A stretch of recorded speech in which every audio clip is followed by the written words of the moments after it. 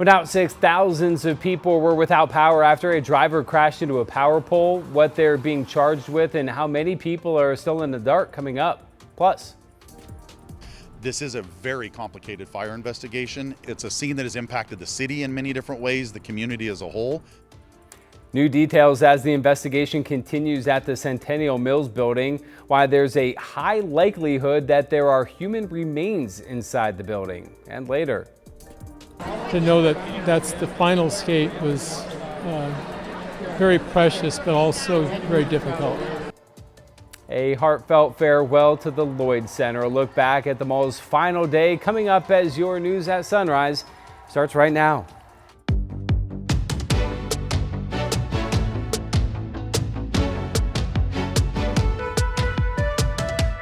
Good morning and thank you for joining us on your Monday morning. I'm Matthew Herchick. Glad to have you with us. China Green has the day off, but we start this hour with a live look over the Clackamas Park in Oregon City. Sunrise photographer Chad Dehart has the drone up. A beautiful shot there. Rod Hill and Chris McGinnis are standing by with a look at our weather and traffic. Rod, I do got to ask you, because there was some question last week whether you took time off to actually do some yard work or whether you were just actually out on the golf course. No, I did yard work. Okay. I got a lot of trimming done, finished repairing some grass areas. I mean, I could go on and on, but we only have 3 more hours. We've got to get through our show. Here's our Wells Fargo camera right there. We have cloudy skies starting to increase. Our typical marine push coming down from the north this morning. And, you know, when we talk about these typical marine pushes, nearly always that's your cue. That's going to be a somewhat comfortable day as we get the cooler air flowing off the Pacific waters. We're at 59 right now. A little bit of haze in the sky, but generally speaking, it's clear and pretty over Salem this morning. 55 is the number. Portland, any early cloudiness now coming in should be out of here by noon, 69 degrees at that time, and then we warm it up to about 82 at 5 p.m. Here's Chris. Good looking forecast, Rod. Thank you for that. We'll get you out the door with a live look at the Sylvan Hill. Highway 26 here zipping right along. It's getting a little bit busier now that we're in the 6 o'clock hour, but so far no problems on that side of town. Same stories would take you up to Clark County. That's I-5 at the Interstate Bridge, rolling along there just fine as well. And the Banfield in pretty good shape. No major freeway trouble out there just yet, but a reminder, Highway 35 closed on the east side of Mount Hood again for ongoing wildfire fighting efforts. Also, Highway 26 from Crook into Wheeler counties between Prineville and Mitchell. That is still closed. Matthew, this has been closed on and off for the better part of about 2 weeks, of course, as they continue battling blazes in that part of the state as well. Back to you. All right, Chris, thank you. Well, we are tracking some breaking news of multiple vehicles that caught fire in Vancouver. This is at a Chevrolet dealership on Northeast 66th Avenue. Vancouver Fire says about 8 used cars were involved. All the cars are damaged both on the inside and outside, with a few having their tires popped. Nobody was injured, and so far no one has been arrested. Vancouver Fire does not have any suspects. And the family of a missing 16-year-old in Hillsborough is asking for help bringing her home. Hillsborough police say Kiana Allison was last seen on August 7th. She apparently willingly left her home and left a note that she was doing so. She's 5'4" with brown hair and brown eyes. You're asked to contact the Hillsborough Police Department if you have any information where Kiana is. Well, there are now level 1 Be Ready evacuation alerts for Harriet Lake in Clackamas County. Crews are battling 2 new fires, the Austin and the Mitchell fires. It's led to more road and campground closures in Mount Hood National Forest. Officials say the Austin fire is burning on the north side of Forest Road 46, 2 miles west of Forest Road Junction 4650. Now, this is a time lapse of that fire from the Oregon Hazards Lab. Meanwhile, the Mitchell fire is near Shell Rock Lake. The Clackamas County Sheriff's Office says it expects closures to expand later this morning. And crews battling the Grasshopper fire are reporting containment lines along the southern and eastern portions are holding steady.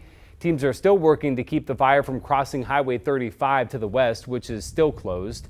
The Oregon Air National Guard has been on the ground over the past few days helping in the fight. Drops in air quality caused the Mount Hood Kiwanis camp to shut down for the week, but that camp is expected to open back up today. The fire is 23% contained.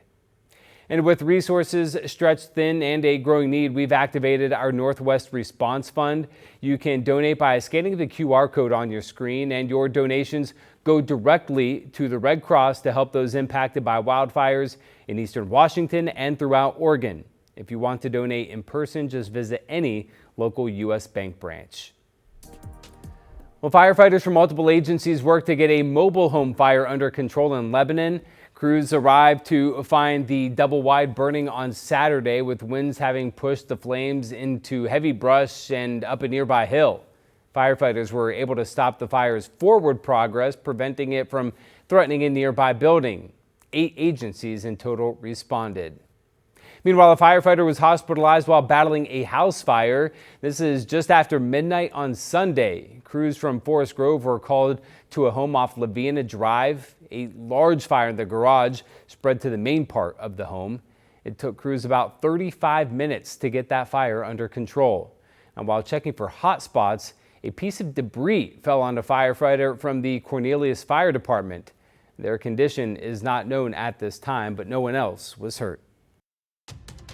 And I wasn't going super fast, so I knew I wasn't gonna have broken bones or anything, just knew it was gonna hurt and be a little beat up. Yeah, we're hearing from a bicyclist who's, as you just saw there, looking for the driver who cut him off, causing him to crash and then left the scene. Dashcam footage shows Michael Dutton biking west down Cooch Street around 8 Friday evening when an SUV turns in front of him on Northeast Grand. Dutton says he wasn't seriously hurt, but is upset at the fact that the driver immediately pulled away. I understand that accidents happen, and I probably wouldn't have even done anything. Maybe I would have, but I would have collected her insurance if she had it, but I don't really want to ruin anybody's life. Dutton says he's filed a police report and is working to gather more footage to identify the driver.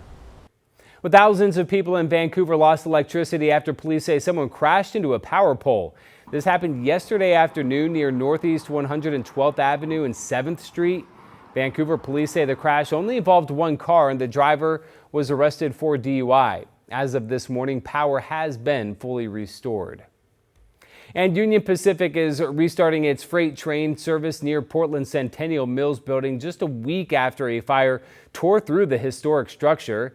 The decision, though, getting some pushback from city officials. Sunrise reporter Mo Hyder joins us in the newsroom with more on their concerns. Mo. Hey, Matthew, good morning. Well, the city says the building is unstable still, and they worry about the vibrations from the passing trains could cause it to collapse. According to the city, while freight train service will pick back up, trains carrying hazardous materials won't return until August 21st. So as of now, Amtrak service also hasn't been given the green light to resume. The city is urging, though, Union Pacific to keep a hazmat team nearby in the meantime, and also to keep a close eye on the vibrations from those passing trains.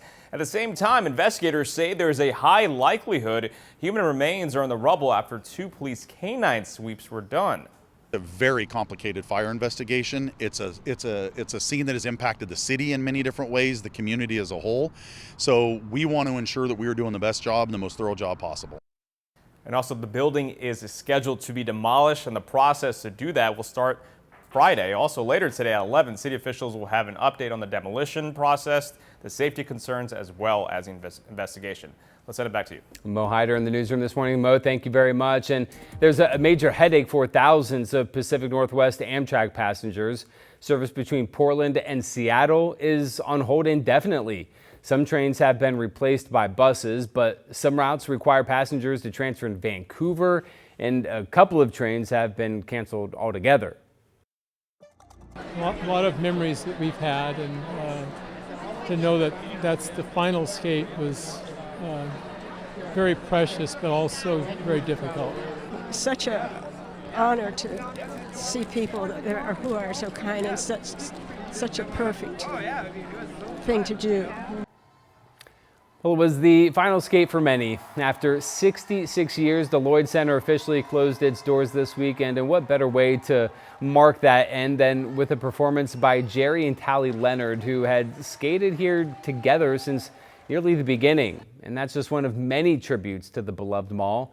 Hundreds decked out in neon costumes got their steps in at the mall for the final time, while down below people filled the ice rink. As the only year-round public ice rink in Portland and the first of its kind in the country, the community holds its loss as a sore spot, especially with no plans for a replacement in the works.